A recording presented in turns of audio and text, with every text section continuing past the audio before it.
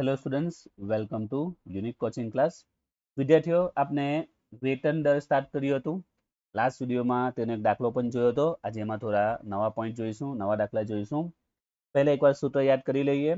પહેલું સૂત્ર સમય વેતન, જેનું સૂત્ર છે ટી ગુણ્યા આર. બરાબર છે? આ બધાનો મિનિંગ યાદ રાખજો. ટી એટલે લીધેલ સમય, ટીએ એટલે આપેલ સમય અને ટીએસ એટલે બચાવેલ સમય અને વેતન દર એટલે કે આર. તો સૌથી પહેલું સમય વેતનનું સૂત્ર છે ટી ગુણ્યા આર. કાર્ય વેતનનું સૂત્ર છે ટીએ ગુણ્યા આર. ત્યારબાદ હેલ્સી અને રોવેન, તો પહેલા તો બંનેમાં ટી ગુણ્યા આર જ આવશે અને હેલ્સીમાં જે ટીએસ બચાવેલ સમય હોય છે ટીએસ ગુણ્યા આર, ઓકે, એના તમારે કેટલા લેવાના છે? 50%. અને રોવેનમાં ડબલ્યુ ગુણ્યા ટીએસ ના છેદમાં ટીએ, જેમાં ડબલ્યુ નો મિનિંગ શું થાય છે? તો આ ટી ગુણ્યા આર નો જે ગુણાકાર કરતા જે જવાબ આવે એને આપણે ડબલ્યુ કહીશું. ચલો હવે સ્ટાર્ટ કરીએ આપણે દાખલા. અગાઉના વિડીયોમાં એક દાખલો જોયો હતો, આજે જોઈએ બીજા દાખલા. જો એક કારખાનામાં એક્સ, વાય અને ઝેડ 3 કામદારો છે. એક એકમને પૂર્ણ કરવા માટે તેઓને 100 કલાક આપવામાં આવ્યા. એક કલાકનો વેતન દર 5 છે. એક્સ આ કાર્ય 70 કલાકમાં કરે છે, વાય આ કાર્ય 100 કલાકમાં કરે છે અને ઝેડ આ કાર્ય 110 કલાકમાં કરે છે. તો અહીંયા પોઈન્ટ શું છે? એક સાથે 3 દાખલા છે એમ કહી દેખાય, કારણ કે એક સાથે 3 મજૂરીની ઇન્ફોર્મેશન આપેલી છે, એક્સ, વાય અને ઝેડ. અને સમય વેતન અને કાર્ય વેતન જ કીધું છે અને સાથે કંઈક અલગ કીધું છે, કાર્ય વેતન મુજબ દરેકનો અસરકારક વેતન દર. ઓકે, તો એ જોઈશું શું છે તે. તો સૌથી પહેલા સમય વેતન અને કાર્ય વેતન પ્રમાણે ગણતરી આપણે કરીશું. તો એક સાથે આમાં 3 દાખલા છે. તો અહીંયા ઘડી તમારે હેડિંગ આપી દો 3 કામદારો છે તે. ઓકે, તો સૌથી પહેલું હેડિંગ આપણે આપી દઈએ કામદાર એક્સ. ઓકે, સૌથી પહેલા આપણે કામદાર એક્સ ની ગણતરી કરીશું. ત્યાર પછી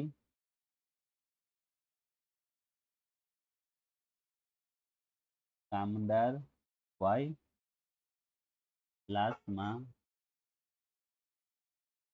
કામદાર ઝેડ. ઓકે, તો ચેપ્ટરમાં આમાં કોઈ પણ દાખલો હોય તો યાદ રાખવાનું છે તો તમારે 3 વસ્તુ, મીન્સ કે જો કે 4 વસ્તુ કહેવાય, આપેલ સમય, લીધેલ સમય, બચાવેલ સમય અને વેતન દર આર. આટલી વસ્તુ તમને જોઈએ દરેક દાખલામાં.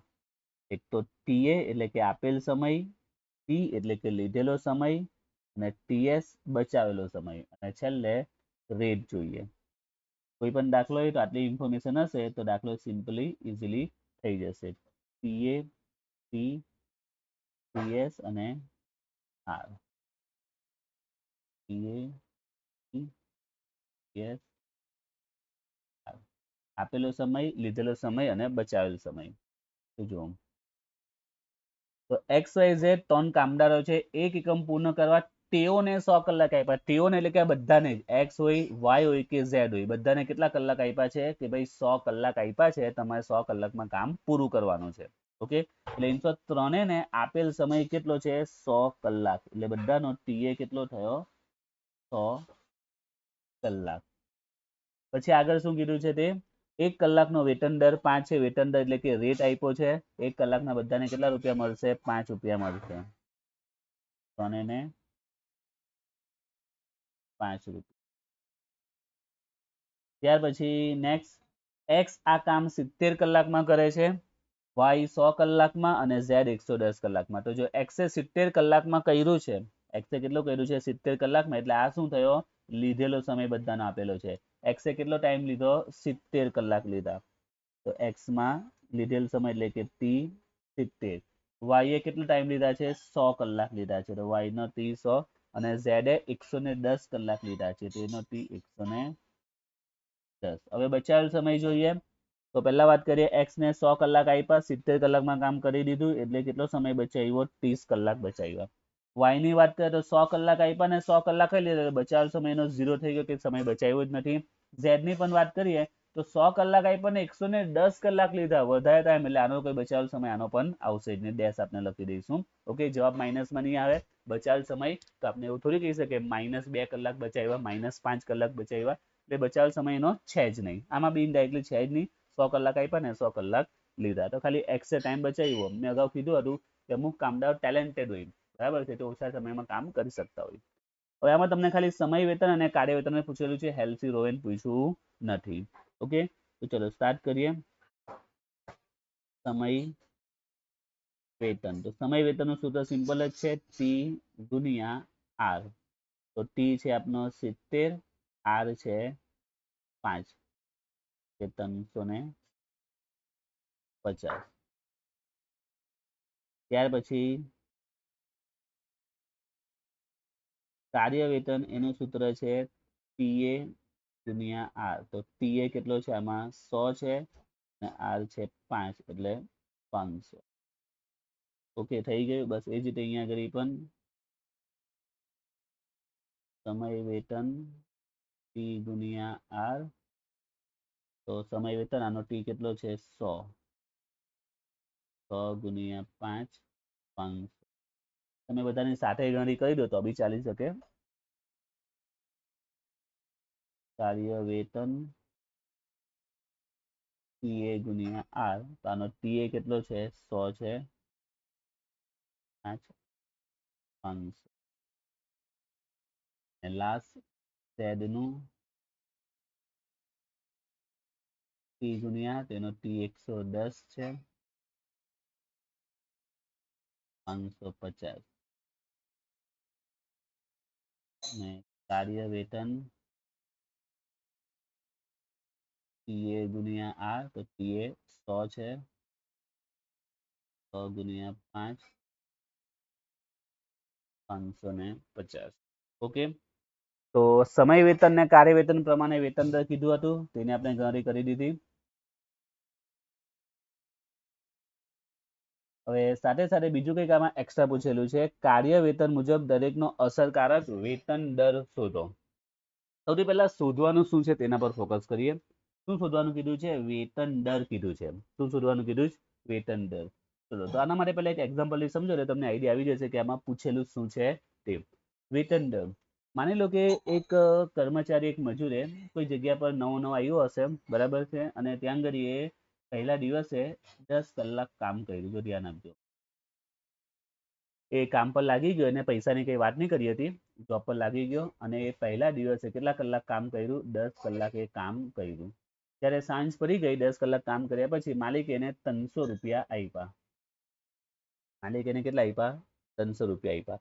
તો અહીંયા એક ગણતરી તો કરશે ને, એક સામાન્ય વિચાર તો કરીને કે મેં 10 કલાક કામ કર્યું અને મને 300 રૂપિયા મળ્યા, એટલે મને કલાકના કેટલા મળ્યા? વિચાર કરીને એને કલાકના મળ્યા કેટલા? એક કલાકના કેટલા મળ્યા? તો એ શું કરશે? 300 રૂપિયા મળ્યા છે ભાગ્યા 10 કલાક કામ કર્યું, એક કલાકના એને કેટલા મળ્યા? 30 રૂપિયા મળ્યા. ઇનડાયરેક્ટલી આ દર જ થયો ને, અને તમે એમ કહી શકો ને કે આ શું આવ્યો? વેતન દર. એને કલાકના કેટલા રૂપિયા મળ્યા? 30 રૂપિયા મળ્યા. એમ તો સિમ્પલી આ રીતે આપણે દર શોધી શકીએ છીએ.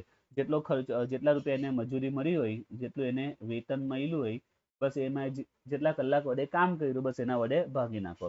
તો આનું વેતન દર શોધવું હોય તો એક સૂત્ર આ રીતે તમે બનાવી શકો ને, એને જે પણ મજૂરી મળી છે, એને જે પણ વેતન મળ્યું છે, ડિવાઈડ બાય એ જેટલા કલાક કામ કર્યું છે, ઓકે, એના વડે તમે ભાગી ગયો. 300 રૂપિયા મળ્યા અને 10 કલાક કામ કર્યું છે.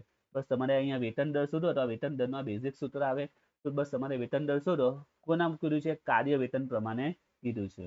તો જો આ ત્રણેયનું તમે કાર્ય વેતન શોધેલું જ છે, બરાબર છે.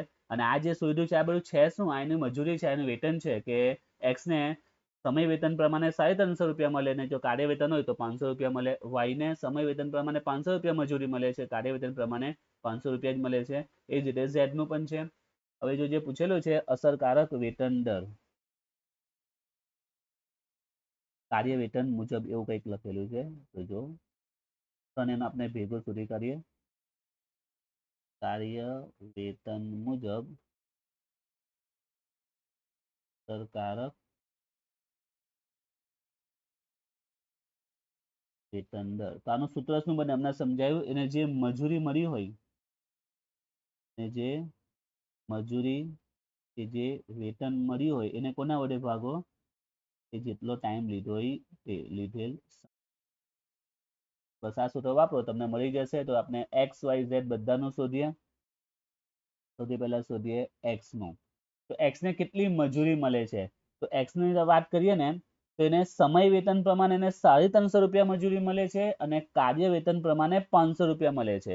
પણ દાખલામાં એ લોકોએ કીધું છે કે તમારે જે વેતન દર શોધવાનો છે કાર્ય વેતન પ્રમાણે શોધવાનો છે. તો કાર્ય વેતનમાં એને કેટલી મજૂરી મળી છે? 500 રૂપિયા એને મજૂરી મળી છે. કાર્ય વેતનમાં એને કેટલી મજૂરી મળી છે? 500 રૂપિયા. તો આપણે એ ધ્યાનમાં લઈશું. એ જ રીતે y ની વાત કરીએ અને z ની વાત કરીએ. ચલો y ને કેટલી મજૂરી મળી છે કાર્ય વેતનમાં? તો એને 500 જ મળી છે. અને z ને કેટલી મળી છે? 550. ઓકે, તો આટલી એ લોકોને મજૂરી મળી છે, આટલું એને વેતન મળ્યું છે. બસ હવે એને કોના વડે ભાગો? એ લોકોએ જે સમય લીધેલો છે તે. કેટલો સમય લીધો? આમાં બી પ્રેક્ટિકલ વિચારો. એક્સ ને વિચારશે ભાઈ કાર્ય વેતન પદ્ધતિ કારખાનામાં ચાલે છે, તો એક્સ વિચારશો ખરી ને કે મને કાર્ય વેતન પદ્ધતિ ચાલે છે, મને 500 રૂપિયા મળ્યા છે. અને પછી એ જોશે મેં કામ કેટલા કલાક કર્યું, તો જોઈએ ત્રણે કેટલા કલાક કામ કર્યું છે. કામ કર્યું એટલે લીધેલ સમય, તો આ બધાનો લીધેલ સમય છે. એક્સે કેટલા કલાક કામ કર્યું? 70 રૂપિયા. વાય 70 કલાક. વાય 100 કલાક અને ઝેડ એ 110 કલાક. તો અહીંયા 70, અહીંયા 100 અને અહીંયા 110. જે જવાબ આવશે તે કહેવાશે વેતન દર. તો 500 ભાગ્યા 70 એટલે જવાબ આવશે 7.14. આમાં 500 ભાગ્યા 10 એટલે 50. 550 ભાગ્યા 11, સોરી 500 ભાગ્યા 100, 5 રૂપિયા આવશે. અહીંયા 550 ભાગ્યા 110, 550 ભાગ્યા 110, અહીંયા બી 5 જ આવશે. તો આ શું મળ્યું? ત્રણેયનો અસરકારક વેતન દર. ઓકે, ફરીથી જે પેલું એક્ઝામ્પલ આપ્યું તે યાદ રાખવાનું છે કે કોઈ કારખાનામાં કોઈ મજૂરને ધારો કે એક દિવસમાં 500 રૂપિયા સેલેરી મળી અને આખા દિવસમાં 12 કલાક કામ કર્યું હતું. 500 રૂપિયાને મજૂરી મળી ને 12 કલાક કામ કર્યું, તો કલાકના કેટલા મળ્યા? તો 500 ને મજૂરી મળી અને કેટલા કલાક કામ કર્યું? એ 12 કલાક. તો બસ એ સૂત્ર બની ગયું. લોકોની જે મજૂરી છેદમાં એ જે ટાઈમ લીધો તે એમ. અને આમાં કીધું છે કે કઈ મજૂરી લેવાની છે, તો કોના પ્રમાણે વેતન દર પૂછેલો છે? કાર્ય વેતન. તો ત્રણેયના કાર્ય વેતનમાં એ લોકોને જે મજૂરી મળી છે બસ તમારે એ ધ્યાનમાં લેવાની છે. અને બસ એ લોકોનો જે લીધેલો સમય છે ટી છે એના વડે ભાગી લો એટલે તમને આન્સર મળી જશે. તો આ ચેપ્ટરમાં કેવો હશે? અમુક નાના નવા પોઈન્ટ આવ્યા કરશે, બસ તમારે થોડું વિચારવાનું રહેશે. ઓકે, ચલો હવે જોઈએ બીજો દાખલો આપણે. એક કામદાર અજયને કાર્ય કરવા માટે 30 કલાકનો સમય આપવામાં આવ્યો. તેને ખરેખર 25 કલાકમાં કાર્ય પૂરું કર્યું. કલાક દીઠ વેતન દર 10 છે. જો માલ સામગ્રીની કિંમત 500 રૂપિયા, કારખાના ખર્ચ પ્રાથમિક પડતરના 20% હોય તો નીચે આપેલ વેતન પ્રથા પ્રમાણે કારખાના પડતર શોધો. ચલો આ દાખલામાં હવે નવું શું આવ્યું છે? કારખાના પડતર શોધો. ઓકે, આ કંઈક નવો પોઈન્ટ આવ્યો છે. આપણે વિચારીશું અત્યારે આ પોઈન્ટને આપણે ઇગ્નોર કરીએ, એમ સમજો કે આ પોઈન્ટ આપ્યો જ નથી. આપણે ખાલી આ કાર્ય વેતનને હેલ્સી યોજના દેખાય છે તો આપણે એની ગણતરી કરી દઈએ. ચલો જે માહિતી આપીને સંકેત આપીએ. એક કામદાર અજયને કાર્ય કરવા માટે 30 કલાકનો ટાઈમ આપ્યો છે. ઓકે, 30 કલાકનો સમય આપ્યો છે. આપેલ સમય છે, આપેલ સમય એટલે કે ટી એ છે 30 કલાક. ત્યાં ભાઈ તેને ખરેખર 25 કલાકમાં કામ પૂરું કરી દીધું છે. 30 કલાક આપ્યા અને 25 કલાકમાં કમ્પ્લીટ કરી દીધું. એટલે કે લીધેલો સમય એટલે કે ટી છે 25. તો કેટલો ટાઈમ બચાવ્યો? એ 5 કલાક બચાવ્યા. અને લાસ્ટમાં કલાક દીઠ વેતનનો દર આપેલો છે, આર આપી દીધો છે 10 રૂપિયા. હવે દાખલામાં જે કાર્ય વેતન હેલ્થ યોજના પ્રમાણે કીધું છે તો એની ગણતરી કરી નાખીએ. ઓકે, સૌથી પહેલા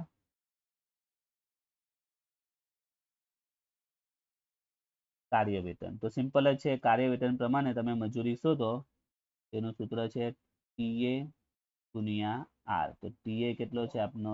30, આર છે 10, એટલે કે 300. ઓકે, આ કાર્ય વેતન થઈ ગયું. ત્યાર પછી બીજું કીધું છે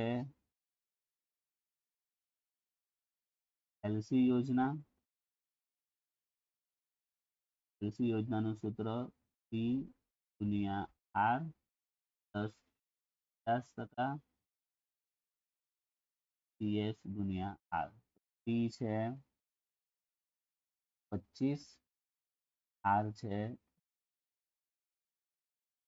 10%, ટીએસ છે 5, આર છે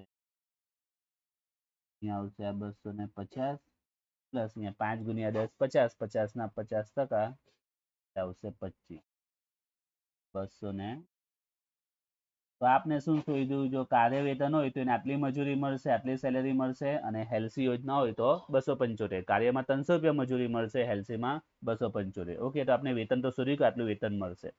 હવે દાખલામાં કંઈ કીધું છે કે માલ સામગ્રીની કિંમત, કારખાના ખર્ચ એવું કંઈ આપ્યું હોય તો કારખાના પડતર શોધો.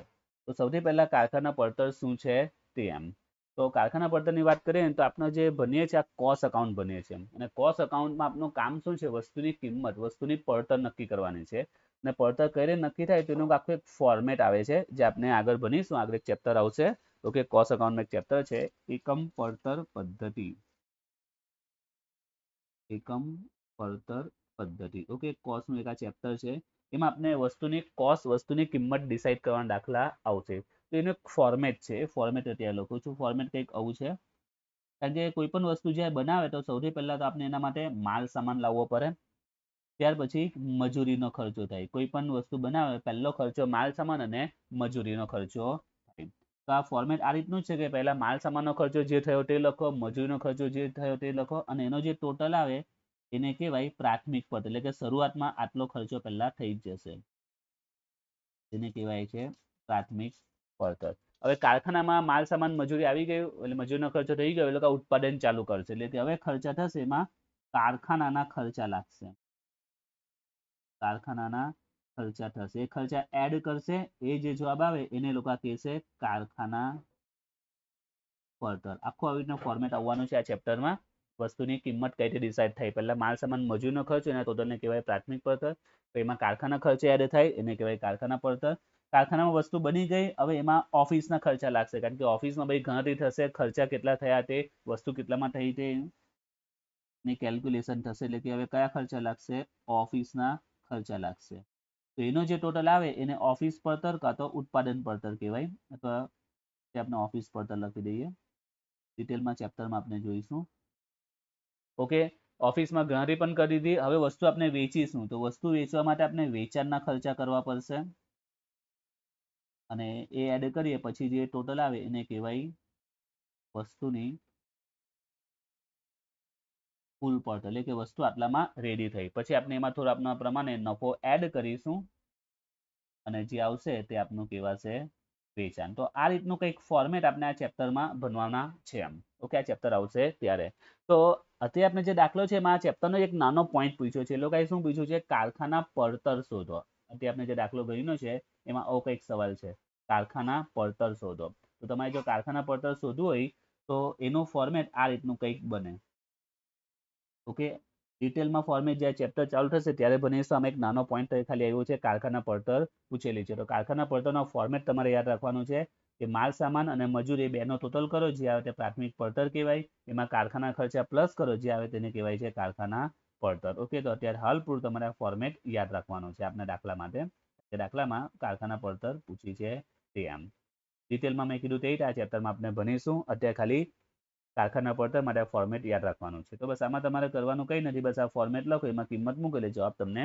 મળી જશે તે લોકોએ શું કીધું છે કારખાના પડતર શોધો ઓકે જો માલ સામાન કિંમત 500 છે કારખાના ખર્ચ પ્રાથમિક પડતર 20% હોય તો નીચે આપેલ વેતન પ્રથા પ્રમાણે કારખાના પડતર શોધો એટલે બંને માટે કાર્ય વેતન અને હેલ્સી બંને માટે કારખાના પડતર શોધવાની છે તો કઈ રીતે શોધાશે તે તમને જે સમજાયું બસ એનું ફોર્મેટ પૂરેપૂરું એઝ ઇટ ઇઝ લખી દો તો કે આપણે બે પાર્ટ્સમાં ગણતરી કરીએ છીએ કાર્ય વેતન આ બાજુ હેલ્સી આ બાજુ તો પૂરું જે ફોર્મેટ છે પહેલા ફોર્મેટ લખી દઈએ ફોર્મેટ છે માલ સામાન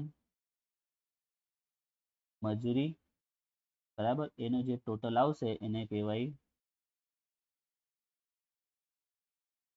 પ્રાથમિક પડતર એમાં પ્લસ થશે કારખાના ખર્ચા પછી જે આવશે તે આપણે જે પૂછેલું તે કારખાના પડતર ઓકે આ રીતે સિમ્પલ ફોર્મેટ બનાવી દઈએ માલ સામાન મજૂરી જે ટોટલ આવશે પ્રાથમિક પડતર માં એડ થશે કારખાના ખર્ચ જે ફાઇનલ મળશે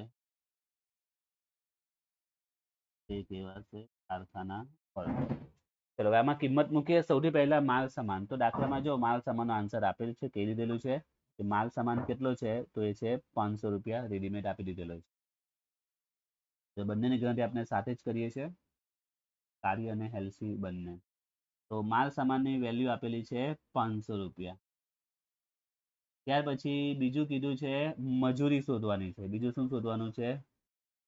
મજૂરી શોધવાની છે. હવે મજૂરી કઈ રીતે મળશે? તો મજૂરી આપણે કાર્ય અને હેલ્સિયા છે શું? કાર્ય વેતન ને હેલ્સિયો યોજના આપણે એમાં મજૂરીની તો ગણતરી કરીએ છીએ ને.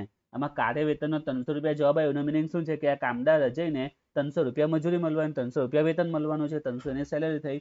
હેલ્સીનો જવાબ 275 આવ્યો. એનો મિનિંગ કે હેલ્સી યોજના હશે તો એને કેટલી મજૂરી મળશે? 275. તો આ જે આપણે શોધ્યું છે વેતન મજૂરી શોધી છે. આ જે શોધ્યું છે એ કામદારને મળતું વેતન છે, કામદારને મળતી મજૂરી છે. કે આ એનું વેતન ને મજૂરી છે. તો આમાં જે વેતન મજૂરી તમારે આ જ લખવાની છે. આપણે આ કાર્ય વેતનની ગણતરી છે તો એમાં એને વેતન કેટલું મળે છે? 300. અને આ હેલ્સની ગણતરી છે એમાં એને કેટલું મળે છે? 275. ખ્યાલ આવ્યો? આ રીતે આ જે જવાબ આવ્યો છે કાર્ય હેલ્સનું અહીંયા વેલ્યુ આપણે મૂકીશું. તો 500 ને 300 અહીંયા આવશે 800 અને 500 ને 275 અહીંયા આવશે 775. Okay, clear? તો માલ સામાન મજૂરી ટોટલ કર્યું. હવે એમાં શું પ્લસ કરવાનું છે? કારખાના ખર્ચ. હવે એ ક્યાં હશે તો એની ઇન્ફોર્મેશન બી દાખલામાં આપશે.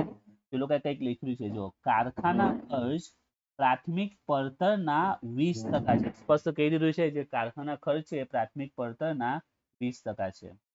તો જો આપણી પાસે પ્રાથમિક પડતર જો આમાં 800 આપેલી જ છે, બસ તમારે કરવાનું શું છે એના કેટલા લેવાના છે? 20% અંદર કીધેલું છે. તમને બધી માહિતી આપેલી જ હશે, ખાલી આ જે મજૂરી હશે એ તમે જે સૂત્રમાં જે મળ્યું તે લખવાનું રહેશે. બાકી બધી ઇન્ફોર્મેશન દાખલામાં કહી જ દેશે.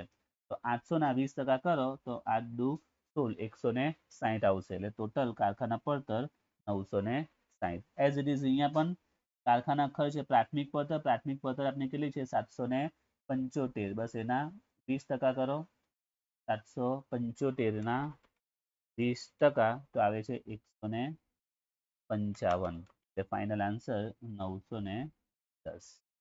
ક્લિયર? તો કારખાના પડતર પૂછે તો ફિક્સ આ ફોર્મેટ તમારે લખી દેવાનું રહેશે. ચલો હજી એક દાખલો જોઈએ આપણે. એક કામદારને એક કાર્ય પૂરું કરવા માટે 12 કલાક આપવામાં આવે છે, પરંતુ કાર્ય 9 કલાકમાં પૂરું કરે છે. તેને કલાકના 2 ના દરથી વેતન ચૂકવવામાં આવે છે. તો પહેલા સંકેત આપી દઈએ. તો કાર્ય પૂરું કરવા માટે કેટલો ટાઈમ આપ્યો? એને 12 કલાક આપ્યો અને લીધા કેટલા? એ 9 કલાક. તો 12 કલાક આપ્યો એટલે કે ટી એ 12 કલાક આપ્યા અને લીધા કેટલા? 9 એટલે કે T9. તો કેટલો ટાઈમ એ બચાવ્યો? 12 કલાકનું કામ 9 કલાકમાં કરી દીધું, 3 કલાક બચાવ્યા. અને એનો રેટ કેટલો કીધો છે? કલાકના 2 રૂપિયા. એટલે કે R છે 2.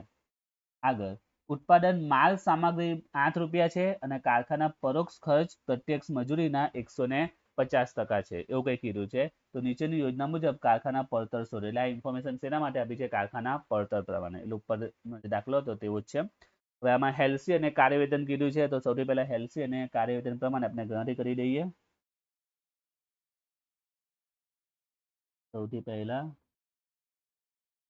યોજના પ્રમાણે સૂત્ર T ગુણ્યા R પ્લસ 50% TS ગુણ્યા R. તો T છે આપનો 9, R છે 2. આમાં 50%, TS છે 3, R છે 2. આમાં 18 પ્લસ 3 દુ 6, 6 ના 50% કરો એટલે 3, એટલે આવશે 21 રૂપિયા. તો હેલ્સી પ્રમાણેની મજૂરી કેટલી આવી? 21. એ જ રીતે હવે કાર્ય વેતનનું સૂત્ર TA ગુણ્યા R. તો TA કેટલું છે? 12, R છે 2, એટલે ટોટલ 24 રૂપિયા. હવે બંનેમાં કારખાના પડતર કીધી છે તો આગળ તેનું તે રીતે આપણે સૂત્ર આખું લખી દઈએ. માલ સામાન મજૂરી જે ટોટલ આવશે એને આપણે કહીશું પ્રાથમિક પડતર. પછી એમાં પ્લસ થશે કારખાના ખર્ચા અને ફાઇનલી મળશે કારખાના પડતર. ઓકે, આ બાજુ પણ એ જ રીતે માલ સામાન મજૂરી જે ટોટલ આવશે તે પ્રાથમિક પડતર કારખાના આવશે તે કારખાના પડતર. તો આમાં પણ ઉપરની જેમ બધી ઇન્ફોર્મેશન આપેલી જ હશે. સૌથી પહેલા માલ સામાન, તો માલ સામાનના કેટલા રૂપિયા આપ્યા છે? 8 રૂપિયા આપ્યા છે. માલ સામાન 8 રૂપિયા છે. માલ સામાન 8 રૂપિયા. મજૂરી તો આપણે આ જે શોધીએ છે તે શું છે? મજૂરી જ છે. આમાં 21 રૂપિયા, આમાં 24 રૂપિયા. 21 ને 8 29, 24 ને 8 32. હવે કારખાના ખર્ચા જોઈએ તો એની ઇન્ફોર્મેશન દાખલામાં આપેલી જ હશે. કીધું છે કારખાનાના પરોક્ષ ખર્ચા પ્રત્યક્ષ મજૂરીને 150, એટલે આપણે જે મજૂરી છે આપણે પ્રત્યક્ષ મજૂરી છે, આપણે જે મજૂરી લખીએ છીએ કઈ છે? પ્રત્યક્ષ મજૂરી છે. એના કેટલા લેવાના છે? 150%. અલગ અલગ આપશે પણ આઈડિયા આવી જશે. જે કારખાના ખર્ચા છે 150%. કોના 150%? મજૂરીના. કારખાના ખર્ચા 150. કોના 150%? મજૂરીના. મજૂરી કેટલી છે આપની? આ 21 છે, બરાબર. 21 ના 150%. આગળના દાખલામાં શું કીધું હતું ખબર? પ્રાથમિક પડતરનું લખ્યું હતું. જો આગળનો દાખલો હતો એમાં શું કીધું કે જે પ્રાથમિક પડતર આવે એના 20% કરે એવું કીધું હતું, બરાબર. તો આપણે શું કર્યું? આપણે જે પ્રાથમિક પડતર હતી 800, એના 20% કર્યા. 775 હતી એના 20% કર્યા. જો આ દાખલામાં કે તે મજૂરીના 150%, તો મજૂરી કેટલી છે? 300 ના 150% કરવું પડશે, બરાબર. એટલે ઇન્ફોર્મેશનમાં જેમ કીધું તમારે તેમ કરતા જવાનું. તો આજનો દાખલો છે, મીન્સ કે આ જે લાસ્ટ દાખલો છે એમાં કોના કીધા છે? કારખાના ખર્ચા એ મજૂરીના 150%. તો જે આપણી મજૂરી અહીંયા 21 છે, તો 21 ના 150%. અને આ બાજુ મજૂરી 24 છે, 24 ના 150%. તો જો 21 ના 150% તો આવશે 31.5 પ્લસ 29, એટલે ટોટલ આવશે 60.5. આમાં 24 ના 150% આવશે 36 અને 32, એટલે ટોટલ આવશે 68. Okay, clear?